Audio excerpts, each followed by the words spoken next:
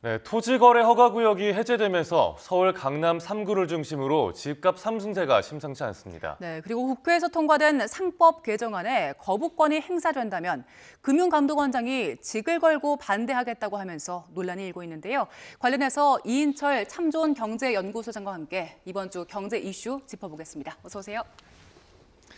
네, 우선 집값 얘기부터 해보겠습니다. 지난달 서울 평균 아파트 매매가가 13억 원을 넘겼다고 하고 또 서울 강남 3구를 중심으로 좀 상승폭이 두드러진다고 하는데 그 배경으로 토지거래 허가 폐지가 좀 지목이 되고 있다고요? 그렇습니다. 서울시 좀 난처해졌죠. 지난달 이제 서울 지역의 평균이에요. 평균 아파트 매매 가격이 13억 3,090만 원을 기록을 했습니다. 네. 이게 관련 통계 작성된 이후 2005년 7월 이후 최고치고요. 1년 만에 약 21%가 올랐습니다.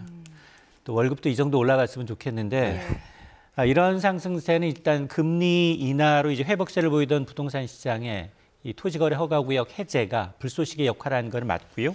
그러다 보니까 이게 강남 3구만 급등하고 있는 거냐, 준강남이라고 불리는 이른바 마용성. 마포, 용산, 성동구까지 상승세가 좀 확산이 되고 있는데 특히 강남 3구 가운데 평균 매매 가격이 가장 비싼 곳이 서초구예요. 서초구는 29억 8,200만 원이거든요. 30억 원에 육박하고 있는데 네. 여긴 1년 새 33%가 올랐습니다.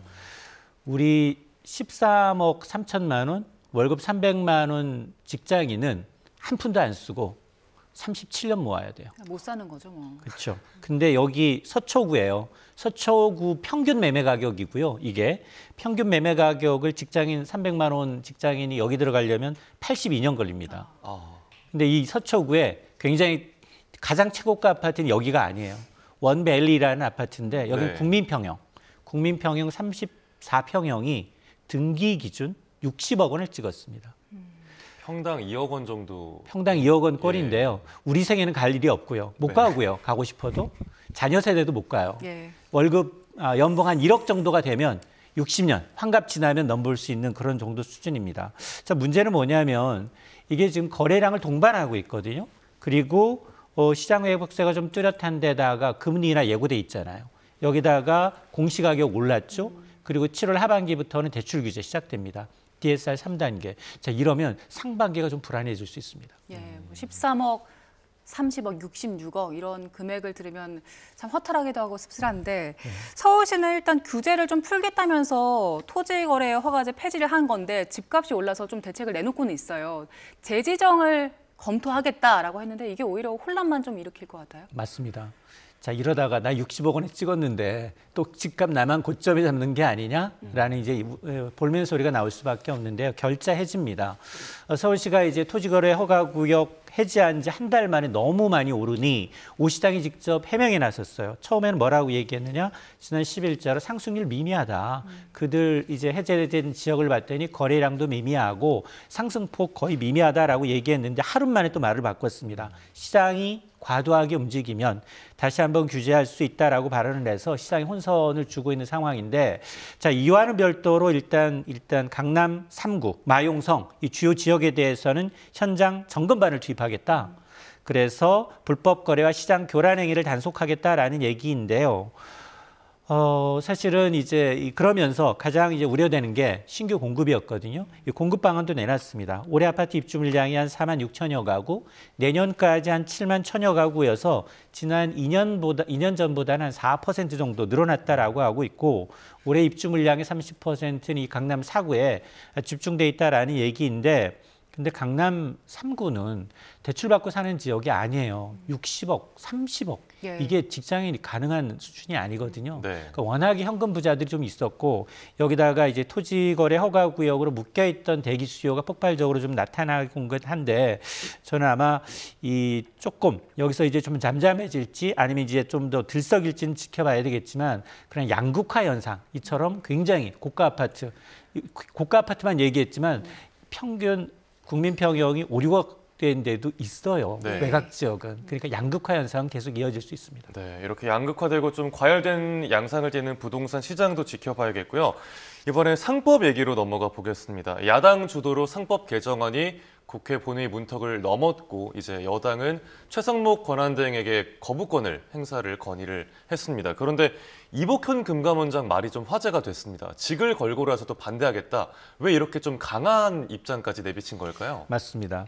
이복현 금감원장이 직을 걸고서라도 이제 상법 개정안 거부권 행사 반대하겠다라는 거예요. 이런 발언의 기준은 사실 정부 내 공식 입장과는 좀 결이 다르거든요. 자, 그러다 보니 이 아마 대통령이 제2호권 행사하는 데에서 그동안 이제 어떤 이 원장의 논리는 이겁니다. 헌법적 가치에 반하는 경우에만 이제 거부권 행사가 이루어져 왔는데 과연 상법 개정안이 그런 경우에 해당하는지 의문이다라는 얘기입니다. 말은 맞는 얘기인데 이게 금융당국 수장으로서 공개적으로 하니 여당 내부에서 좀 당혹스럽다라는 기류가 역력하고 사실 이제 그러다 보니 이제 권성동 대표는 사실은 이게 그 금감원장이 국무위원은 아니거든요. 예. 공무원이 네. 아니에요. 금감원장은 민간인입니다.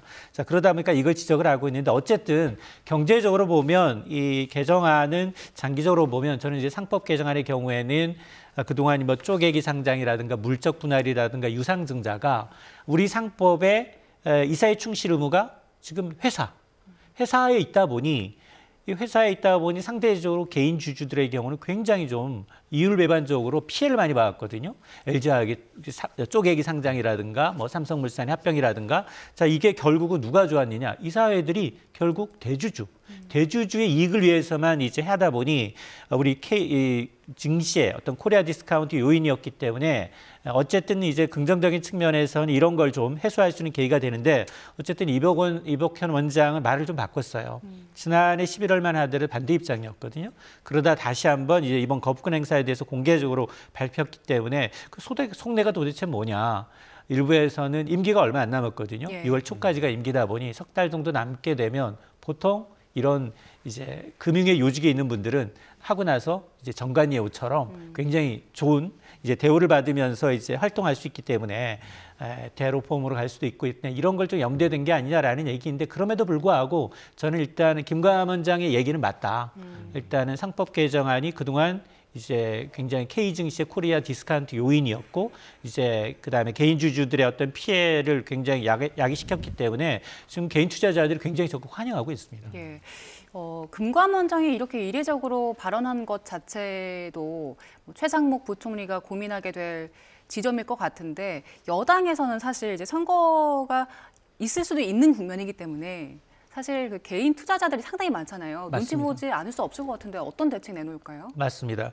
지금 그렇지 않아도 이제 공이 어쨌든 최상목 대통령 대행으로 이제 예. 넘어갔기 때문에 결정 안 해도 그걸 감안하겠다라고 얘기를 했지만 사실 앞서 얘기했지만 국무위원은 아니거든요. 예.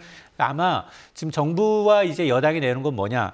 아마 이제 이렇게 되면 재계에서 걱정하고 있는 건 이 상법 개정안을 이유로 해서 기업 경영 활동이 위축될 수 있다. 적도계적 M&A의 어떤 타겟이 될 수 있고 또 이사회 결정에서 그러면 주주들이 굉장히 주주들 이익에 반하는 M&A라든가 큰 투자를 결정할 때 이걸 빌미로 해서 뭐 이제 좀 소송이 남발될 수 있다라고 얘기를 하고 있는데 그러다 보니 이제 여당과 이제 이 정부가 내놨던 게 바로 상법 개정안이 아니라 자본시장법을 핀셋으로 개정을 하게 되면 이게 뭐가 차이가 나느냐? 상법 개정안은 모든 법인이에요. 그러니까 100만 개 이상의 중소기업도 다 들어갑니다. 근데 자본시장법이라는 건 상장사예요.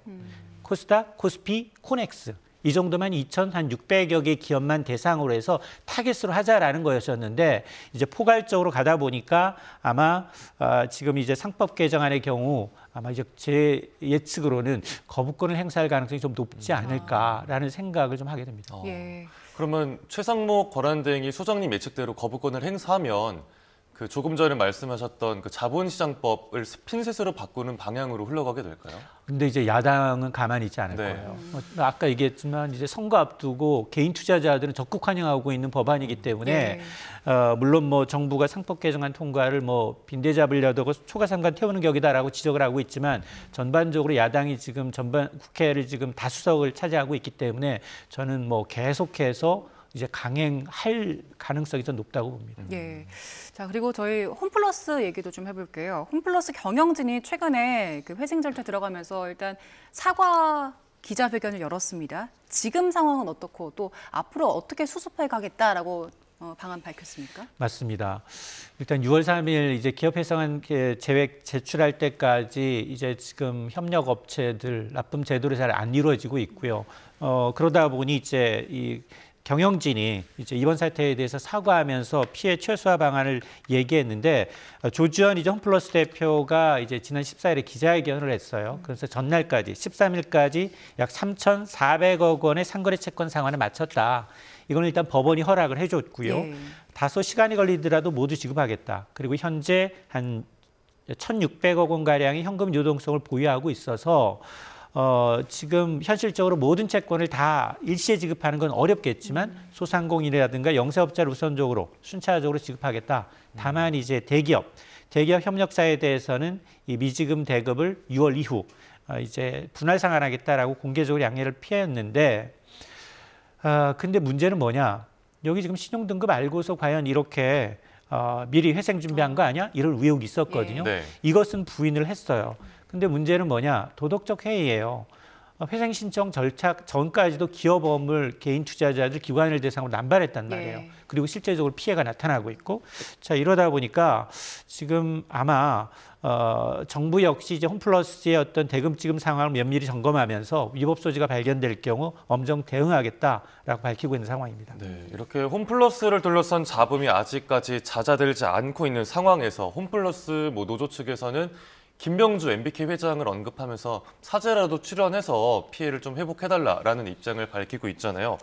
그런데 뭐 MBK 측에서는 선을 좀 그었고, 그럼 이런 상황에서 사죄 출연이 어떤 의미가 있는지, 또 이전에 비슷한 사례가 있었는지도 좀 궁금하더라고요. 우리 TMF 사태 봤잖아요. 네. 거기 CEO는 한 달 정도 있다가 나왔어요. 여기도 지금 신비주예요. 예. 한 번도 김병주 회장이 나서서 책임 있게 이제 모든 이제 사건에 대해서 정상적으로 시간이 걸리더라도 회복하겠다, 아니면 사죄 출연하겠다, 경영 정상화 방안 내놓지 않고 있어요. 그냥 이제 여기도 보면 다 바지 사장들 나와서 얘기를 하고 있는 상황이기 때문에 홈플러스의 어떤 기업 해상 절차와 관련해서는 지금 대주주인 이제 MBK 파트너스 김병주 회장 지금 뭐 국정감사 나가라고 해도 불출석하겠다는 예. 얘기거든요. 그러다 보니까 사죄 출연의 목소리가 더 커질 수밖에 없습니다. 적극적으로 지금 경영 실패에 대해서는 책임을 져야 되는 게 당연한데, 홈플러스 경영진이 이런 요구에 대해서 이 자리에서 말씀드릴 사안은 아니다 라면서 이제 구체적인 언급을 피하고 있고요. 다만 이제 주주로서 권리를 내려놓고 회생에 최대한 협력하겠다라는 이제 원론적인 말만 반복을 하고 있는 상황인데, 사죄 출연이라는 건 적어도 도의적으로 이제 책임 경영하겠다라는 성의 표시거든요. 예. 그럼에도 불구하고 자신의 재산을 투입한다? 좀 여기는 좀 멀어 보여요. 사모펀드의 특성상. 근데 문제는 뭐냐? 저는 MBK 파트너스가 이렇게 지금 홈플러스 사태를 촉발했으면서도 동시에 고려한 인수하려고 네. 지금 시도하고 있죠. 네. 그다음에 CJ제일제당의 바이오 사업 부문, 여기는 5조 원이 들어가는 목돈이 들어가는데요. 이런 걸 인수하려고 지금 하다 보니 야 정말 돈 없어서 자금 바닥 나서 홈플러스 이제 이 부도 난 게 맞느냐, 이런 지적이 나올 수밖에 없는 대목입니다. 예. 자, 다른 이슈 짚어보겠습니다. 소주 수출이요, 지난해 굉장히 많이 늘었더라고요. 2억 달러를 처음으로 돌파했는데 이유가 여러 가지 있는 것 같아요. 뭐 순환 술이 유행하는 것도 있고 한국 그 대중문화 유행 영향도 있다면서요? 맞습니다. K만 붙으면 다 잘 돼요. K 소주 열풍입니다. 지금 뭐 지난해 한국 소주가 처음으로 이제 2억 달러예요. 이게 값이 얼마 안 나갑니다. 예. 소주 한 병에. 얼마나 근데 많이 팔린 거예요? 그러면? 2억 달러인데 이게 1년 전에 비해서는 3.9%고요. 소주 한 병 요만한 게 360ml 소주병 기준으로 해서 3억 4천만 병이에요. 병 이렇게 눕히면 지구 7만 킬로를 한 2바퀴 정도, 예. 네. 1.8배 정도, 바퀴 정도를 돌고도 남는 길이인데, 소주 수출국이 거의 95개국, 그중에 가장 많이 풀린 거 미국이에요. 미국이 24.3%로 수출 가장 많이 하고 있고, 중국과 일본 순으로 나타나고 있는데, 말씀하셨던 것처럼 소주가 점점 도수가 낮아지고 있거든요. 네. 마찬가지로 세계적으로도 보니까 순환술이 유행하는 데다 이제 K 열풍으로 인해서 이제 특히 우리나라는 과일 소주, 향을 좀 첨가한 것들이 많거든요. 이런 것들이 이제 불티나게 팔리고 있는데 아마 좀 먹거리는 좀 많이 팔렸으면 좋겠어요. 뭐 냉동김밥도 있었지만 예. 이게 한번 취하면 빠져나오기 좀 어렵습니다. 네. 좀 우리나라 먹거리들도 좀 잘 수출이 됐으면 하는 바람인데, 그런데 최근에 가격이 오른 게 있습니다. 맥도날드에서 가격을 뭐 100원에서 300원 정도 인상한다고 밝혔더라고요. 그런데 뭐 기업들이 좀 정부 눈치 보다가 국정 공백이 길어지니까 그동안 못 올렸던 걸 찔끔찔끔 올리는 게 아니냐 이런 지적이 나오는데 여기에 대해서는 어떻게 보시나요? 맞습니다. 탄핵 정국 사태 지난해 11월부터 시작됐잖아요. 12월부터. 예. 이 서너 달 사이에 오른 거 봤더니 커피 올랐어요. 빵 올랐습니다. 여기다가 과자 올랐고요. 아이스크림 올랐어요. 햄버거는 10개월 만에 또 올라요. 네. 자, 그러다 보니까 이제 먹거리 가격이 줄줄이 오르고 있는데요. 한국 맥도날드가 오늘 20일부터 20개 메뉴 가격을 100원에서 300원 정도 평균 2.3% 올리는데 문제는 지난해 5월에도 올렸다는 겁니다. 16개 메뉴를 100원에서 400원가량 올려서 1년도 되지 않아서 10개월 만에 인상을 하고 있는데 물론 뭐 환율도 오르고 인건비, 자재비 다 오른 거 맞습니다. 그럼에도 불구하고 문제는 말씀하셨던 것처럼 이제 국정 공백을 틈타서 기습적으로 이제 정부들이 좀 관리가 좀 느슨한 틈을 타서 가격을 올리고 있다라는 얘기인데 실제로 지난달 가공식품 가격은 1년 전에 비해서 2.9%가 올랐는데요. 13개월 만에 최고치예요. 여기에다 이제 외식 물가는 이제 3%가 올라서 아마 기업들이 이제 탄핵 정국 끝나기 전에 가격 인상을 좀 서두른 게 아니냐라는 지적이 나오고 있는 만큼 물가 관계 당국이 이 부분을 좀 집중적으로 좀 관리를 할 필요가 있어 보입니다. 예. 뭐 이런 소식 전해들 때마다 정말 다 오르는데 월급만 안 오르는 그 현실이 좀 답답해지기도 하는데요. 자, 마지막 이슈 한번 짚어보겠습니다. 그 백종원 대표가 최근에 논란들이 좀 여러 가지 나오고 있어요. 사과를 하기도 했지만 논란이 끊이지 않고 있는데 최근 터진 논란은 어떤 겁니까? 맞습니다. 여기 더본코리아는 사실은 상장했어요. 코스닥도 아닌 코스피 유가증권 시장에 상장하면서 엄청나게 선풍적인 인기를 끌었는데 주가 지금 보니까 최저가입니다. 네. 고점 대비 반토막 이상이 나서 지금 백종원 대표가 최근에 자사 제품의 생산, 유통 과정에서 발생한 문제에 대해서 공식적으로 사과는 했습니다. 논란은 크게 세 가지더라고요. 보니까 농업진흥부역에서 외국산 원료 사용, 이른바 농지법 위반이 있었고 또 하나는 이제 햄과 이제 감귤 맥주 등에서의 제품 원료 함량 부족 문제, 또 하나가 이제 중국산을 국산으로 둔갑했다라는 이제 원산지 표시 위반 문제 등이 쟁점인데. 백 대표는 이제 이 잘못을 깊이 반성하면서 신속하게 개선하겠다라고 밝혔습니다. 근데 이미 여기 가운데 이제 원산지 표시법 위반 혐의로는 형사 입건이 됐거든요. 네. 근데 이게 만에 하나 혐의가 입증되게 되면 농산물의 이제 원산지 표시에 관한 법률에 따라서 7년 이하의 징역 또는 1억 원 이하의 벌금형에 부과가 될 수 있어요. 근데 백종원 대표는 사실 요식업의 상징적인 인물이에요. TV에 나오기만 하면 완판되는 그런 사정이었거든요. 그런데 상장까지 했단 말이에요. 그러다 보니 이른바 이제 기업 CEO 리스크라고 해서 주가에도 영향을 미치고 있어서 아마 이 논란으로 기업의 이미지가 상당히 좀 타격을 입지 않을까 좀 우려가 됩니다. 네, 뭐 백종원 대표를 둘러싼 논란까지 지금까지 한 주간의 경제 이슈 이인철 참 좋은 경제연구소장과 함께 자세히 짚어봤습니다. 오늘 말씀 고맙습니다. 고맙습니다.